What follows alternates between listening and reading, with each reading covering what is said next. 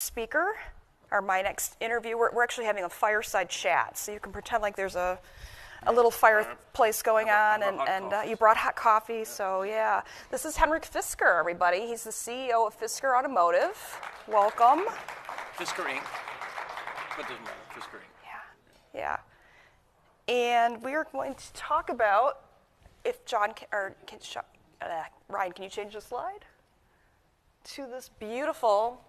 This is just the back image of the Fisker Ocean, which you revealed yesterday.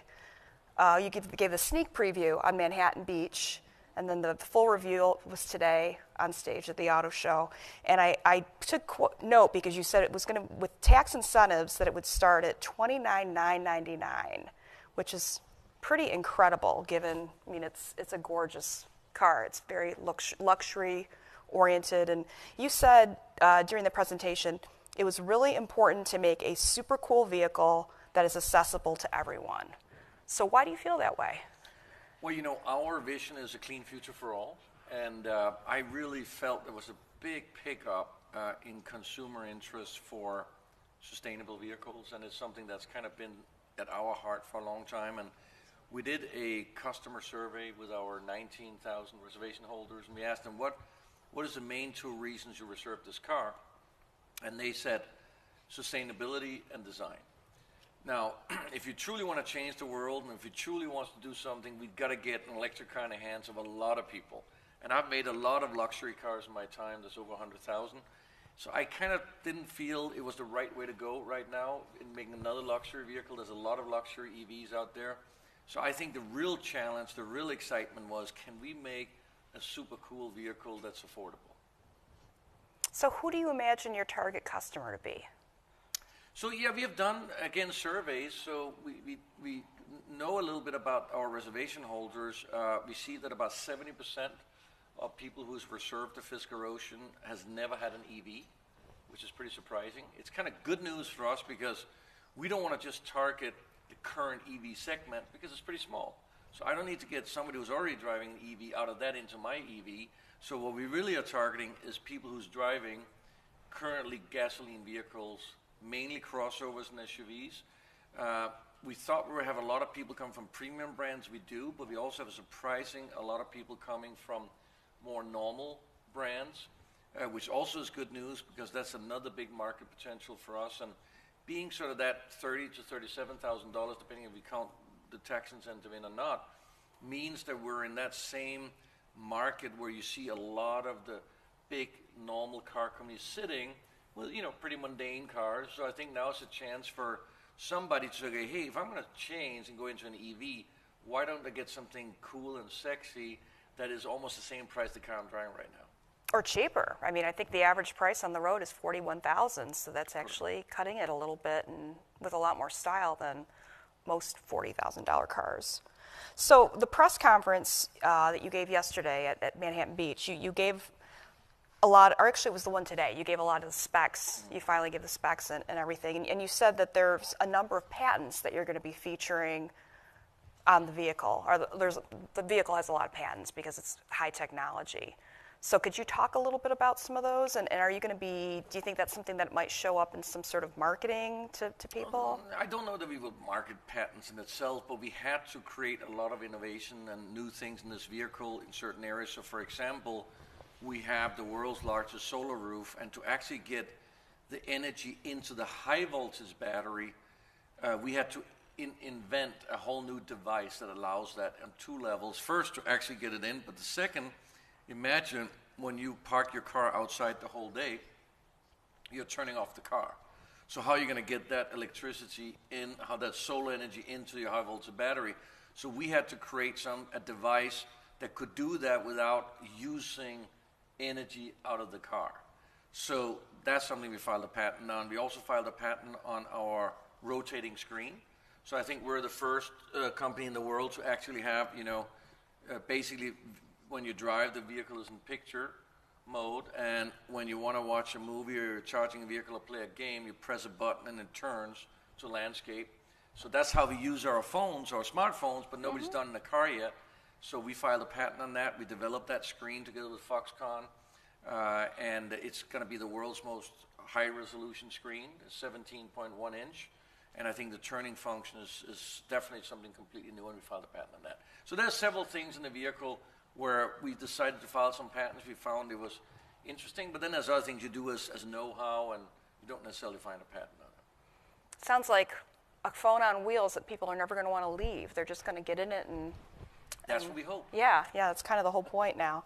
So when you talk about technology like that, all the EVs are full of technology and autonomous and semi-autonomous cars. Is it hard to explain technology to average consumers, and how do you think is the best approach? Are automakers doing that correctly, or is there still a disconnect? Well, I remember there was a study that 70% of all the technology and features in luxury cars today are never used by the consumer. So I think we tend to put stuff in a car just for the sake of it because we can.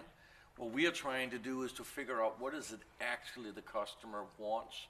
And then comes, of course, this point of having to explain it. Now, the turning screen is a fairly easy one to explain. It's visual, it's simple.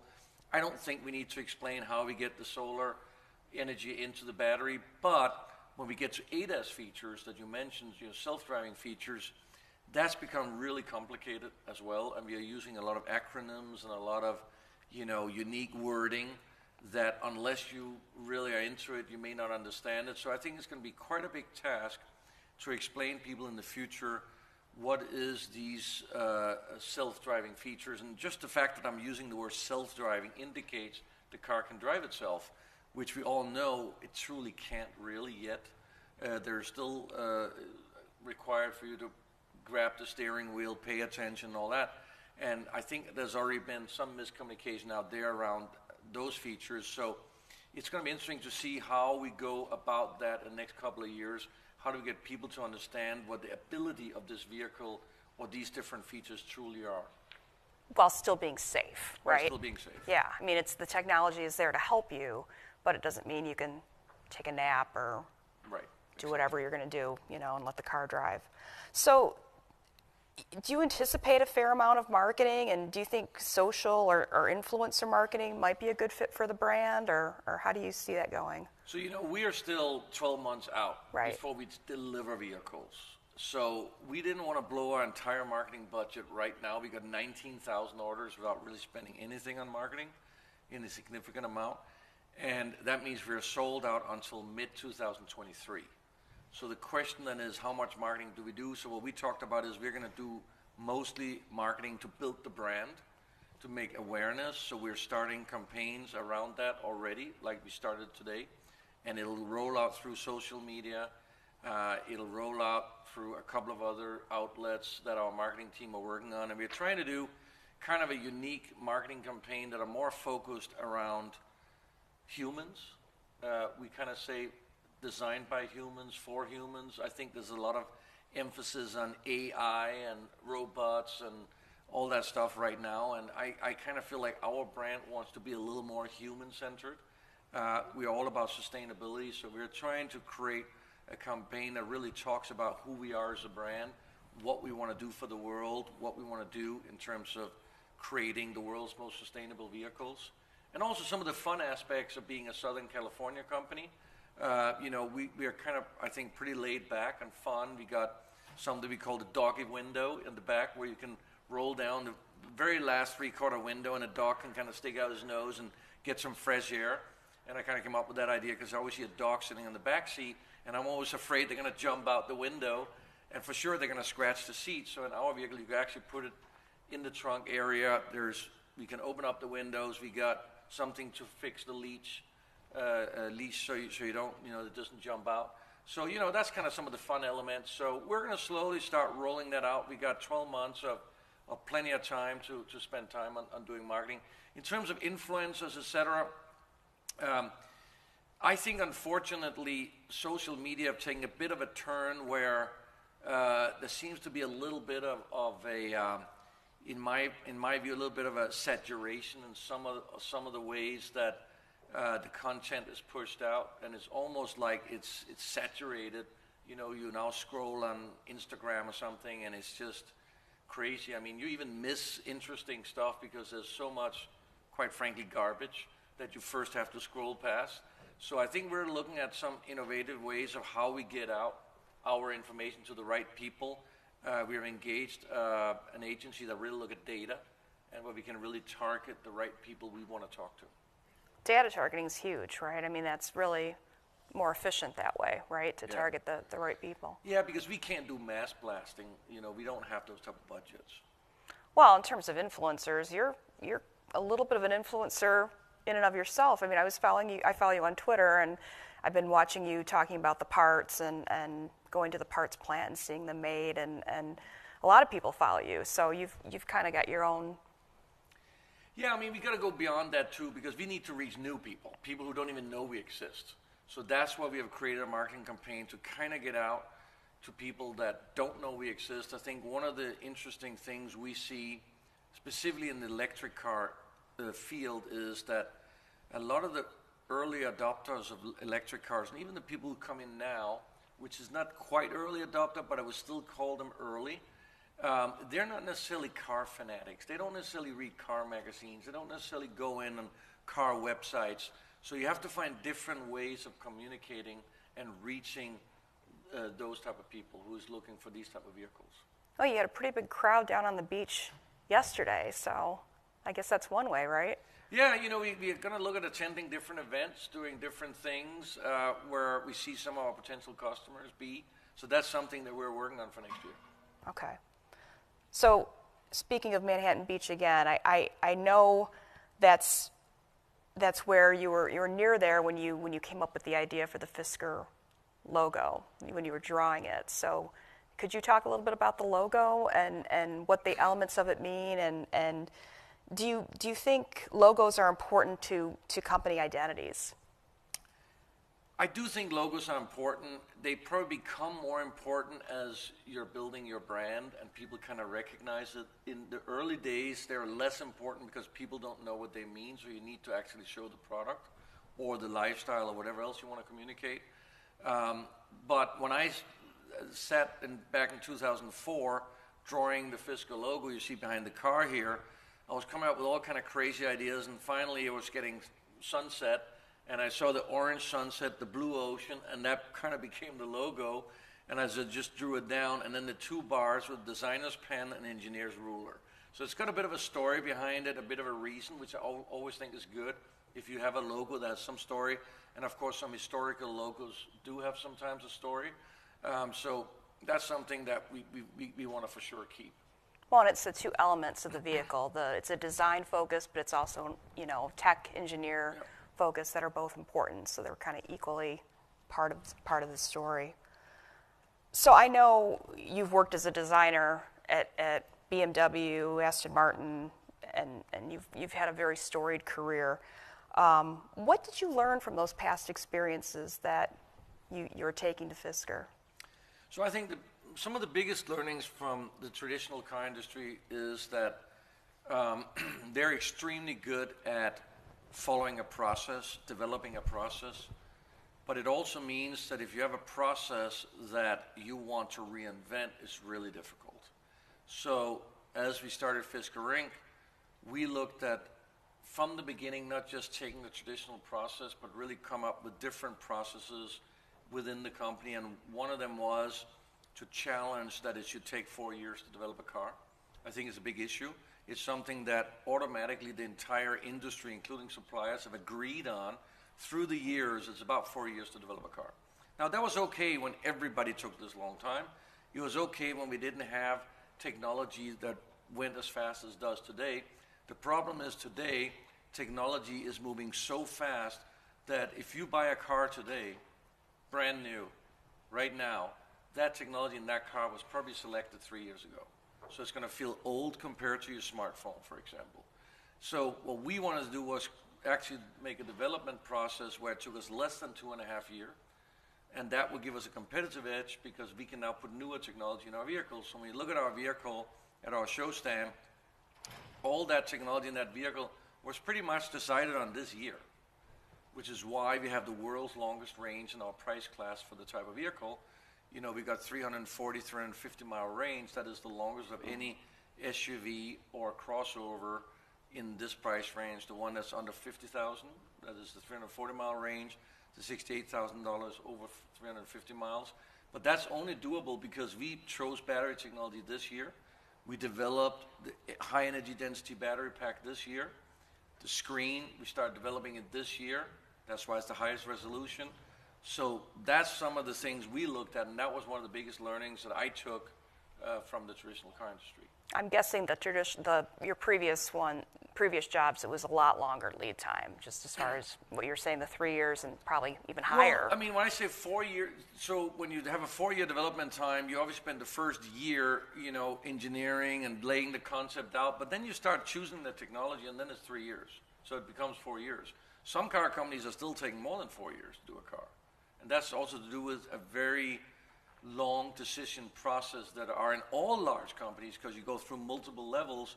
So I sit in engineering meetings and make decisions right there, instead of waiting 3 months for somebody to come and show me 3 proposals, take another 3 months, and then make a decision. It doesn't need to take that long, right? I mean, you're showing that. It's just when you have a process and you got 100,000 people who's worked that way for 20 years, it's very hard to change. Yeah, old habits die hard. So what's next for you and for the company after this model? Well, we're going to obviously spend time on marketing the vehicle next year, and then we're going to start delivering end of next year, and then simultaneously we are working on our next vehicle, because we want to have another vehicle coming out not too late after the Ocean. It'll be sometime in 24, and that's quite a revolutionary vehicle, which we want to price under $30,000 before any incentives, so even lower price than the Ocean. It's going to be smaller. It's going to be very radical. We've decided to create a vehicle kind of throwing the idea of what a car is today away, and rather create a vehicle based on today's user scenarios and future user scenarios of young people living in large cities. So it's more started as a mobility concept, and we're working on this vehicle together with Foxconn, which is building all the Apple iPhones and so on. And they have just purchased a factory in Ohio, and we're going to make the vehicle there. And we're looking at some pretty radical features in that vehicle, which is so radical that we probably won't show the vehicle until shortly before we start selling it. At the New York or LA Auto Show, probably, or? We haven't decided yet, but it'll be sometime late 2023. 23, okay. It's interesting what you said about urban, because we've got a lot of people here from New York, and they were talking. We had a question from a gentleman earlier who would love to buy an electric vehicle, but he parks on the street, and it's problematic. If you don't park somewhere if you don't have a garage, if you live in New York, how do you do that? How do you do an electric car in New York? Well, you got to go to then a charging station once in a while to fill up your car, just like you go to a gas station. Then you sit there and then you flip around your screen in Hollywood mode. You watch a nice movie or play a game. So that's why we did that screen. The other point is that that may be why you still see a lot of customers liking the idea of a long-range electric vehicle, because if you have, let's say, a 350-mile range, you may only need to go to a charger once a month, depending on how much you drive, whereas if you have a shorter range, you obviously have to go more often, and that might get annoying. So that's also why we went for this really long range. So it would be more feasible living in a city if you can't charge every night. Because that's what some people say is, well, you should just go home and charge every night. It doesn't matter if the infrastructure's not there on the road, but not everybody has the luxury of a garage. Correct. So, interesting. You don't have a name yet for the new vehicle? We call it PAIR, which stands for Personal Electric Automotive Revolution. Cool. So you're not really taking the Ocean, and you're not doing a theme, like your vehicles aren't going to be... we kind of want to move away from some of the traditional industry standards where everything looks like the same sausage that becomes longer and longer and longer, and nobody can see the difference between any of the models. So when we come out with our vehicles, they will look very different from each other. I think it's a lot more fun, more exciting, and I think it's going to give more long-lasting personality to each vehicle. And I also don't think a customer who may pay, $100,000 for a vehicle wants the neighbor to buy a vehicle for $30,000 looks exactly the same. Right. So we do have a lot of marketing folks here. Is there any, for my last question, is there any advice that you would give them in terms of what they need to do more of or less of, or? You know, I'm probably not the best person to give advice to experts, marketing experts, but I know that I think one of the challenges we have is with this drive towards electrification, there's two challenges. One is to explain to customers that we actually already have an amazing infrastructure of charging stations. Most people don't know that. They're not aware of it. There hasn't been done enough marketing around it. And people think that each car company is going to make their own charging infrastructure because, you know, Tesla was the first one that did it. They had to do it because there was nobody. But in the end of the day, consumers don't want each car company to have their own charging infrastructure, their own plug. That's like if you had to go to a gas station and you drove a Ford and it was a GM gas station and you couldn't go in there. It would be ridiculous. So we need to get that word out. We got a big charging infrastructure that's just been signed a bill to promote and move that forward even further. So that's going to be a big challenge. The second challenge, I think, over the next couple of years in terms of marketing is how do you reach these customers that are the first ones or the current ones that are ready to jump to an electric vehicle? We don't really exactly know who they are, right? So we have to figure out who are these people that are willing to do that. Where do we find them? How do we communicate with them? That's another challenge. They're out there clearly, and it's happening. Now because we have a direct access to our current reservation holders, are trying to do surveys to figure out and kind of see if we can put them in certain segments so we can target these customer bases. But I think that's going to be a challenge for everyone to really figure that out. Because it's not like you're just buying another car. You know, you're buying a different type of vehicle, which also means that you will see a lot of people changing brands.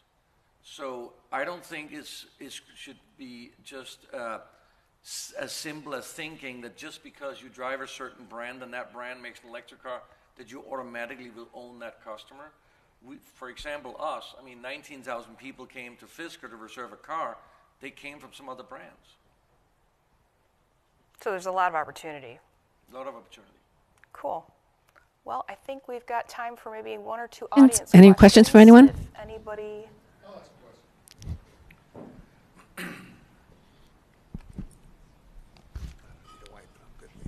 Thank you. Do I push a button? Nope, it's all. Okay. Hi, Henrik. I'm Pete Auerbach with .net. Congratulations. The car looks great. It's beautiful. I think you're entering the perfect segment. I'm also an investor, so go Fisker. I'm rooting hard. How are you guys going to handle the service aspect of your vehicles? Are you going to open up service locations, retail locations? I'm just curious about that. Yeah, so we took a very different approach than any of our fellow EV startups, which are all building dealerships. And the reason is that we want to be an asset-light company. There's a reason we can sell this vehicle for $37,500 because we don't have to add a ton of money on top of each vehicle to pay for a heavy infrastructure. So we have already signed some initial deals with third-party service providers here in the U.S. is Cox Automotive, which have a group called Pivot. And that means from the get-go, we will have hundreds of service centers available to us because that's the other difficult thing is to scale service and sales simultaneously. So we won't have that issue. And the way we plan to do it is, first of all, by the way, we don't have scheduled maintenance. So it could be you drive our car for hopefully tens of thousands of miles without ever needing service. But when you do, we will either get to know it through the over-the-air updates, or you will send us a message. We'll come and pick up the car as we have scheduled a time. We'll bring it to the nearest service center. We'll bring it back to you after. We want to create a hassle-free experience. We don't think a lot of young people have any interest to go and bring a car to service to a dealer and then have to sign 5 documents for a loan a car. I think they just want somebody to pick it up. And if you pick it up at your work, we can bring it back before 4 o'clock before you leave. If it's at home, then you're at home. So in many cases, we might just give a ride-hailing voucher or something like that. So we're just trying to make all that seamless. In terms of delivering of the vehicles, we will have, of course, to view the vehicles, we will have some experience centers. We're opening one here in LA next year. You can go and see it. You can book a test drive on your app. And in terms of deliveries, for cost reasons, we have decided to have large distribution centers outside the city where you'll be able to go out and pick up your car. And if you don't want to do that, we will, for a fee, deliver the car to your home or to your office. It's like a concierge almost, right? Yeah, we're just trying to simplify the entire infrastructure, learning what happened in other retail business online. You'll be able to buy your car online. There's so many middlemen. There's so much cost involved at getting the car from the factory to the customer, and the end user is paying for that.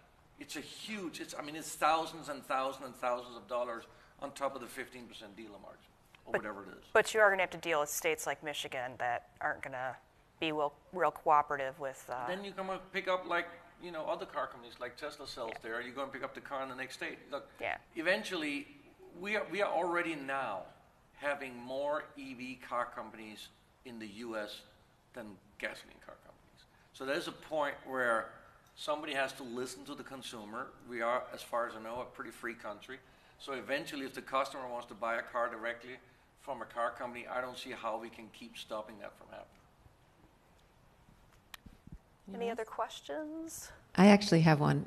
You had talked about where social media is sort of oversaturated, influencers, but usually emerging brands, they tend to rely so much on social, especially for that brand awareness. So what are you talked about working with another agency. What were the plans to sort of get the word out? No, so we are, of course, all I meant to say is that it's becoming more difficult. As you know, it's very hard to have something go viral. You have to pay for it, unless it's a baby chewing on a lemon or something.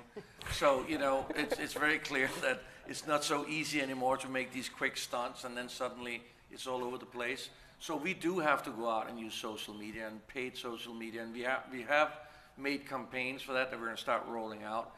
I think in terms of influences, our marketing team is looking at some different ideas and opportunities, but I don't know yet. We'll have to take a little bit of a look at that, exactly where that's going.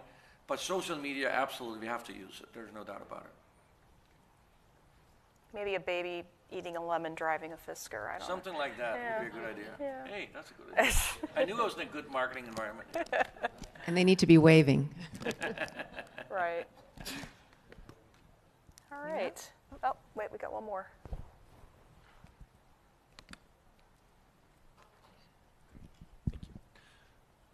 I was actually just going to ask a fun question since you went through the abbreviation of PAIR. Does Ocean stand for anything, or does it have a fun story like the logo? The Ocean name came up as we were developing the idea of creating the world's most sustainable car, and we were looking at many different materials. And one of the materials, like for example in this vehicle, all the carpets are made from recycled plastic bottles and fishing net from the ocean. And somebody said, let's call it Fisker Ocean, and that was it. We didn't have a big committee, etc. So that's just kind of how the name came up.